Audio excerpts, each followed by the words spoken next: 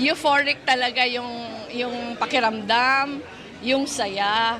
Parang hindi makapaniwala. Kasi because of the surveys, minamanage namin yung expectations.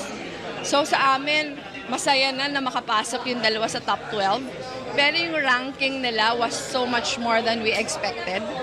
So ito, parang assurance that the movement is strong. Na hindi nawalan ng tao ang tao ng pag-asa after the 2022 debacle. Ano to, very uplifting not just for myself, but for the entire movement. Kasi maraming nawawalan ng pag-asa eh.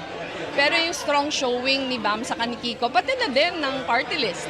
Yung number 1 yung Akbayan, yung ML na hindi inaasahan makapasok, nakakuha ng 1 seat. Assurance ito na yung tao naghahanap pa din ng maayos na mga leaders.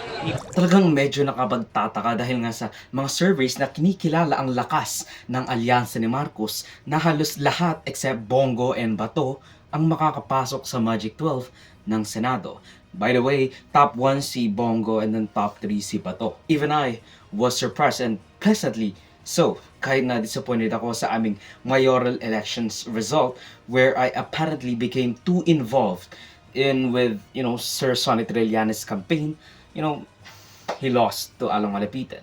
A huge upset for peeps who really wanted change. Although, ang hati is the same as it was noong si Egay Arisa ang tumakbo noong 2022 against Malapitan plus or minus 30,000 votes.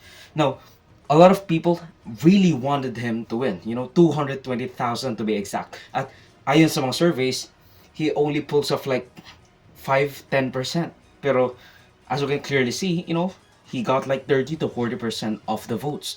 So there's really something or a huge leap that he had gotten.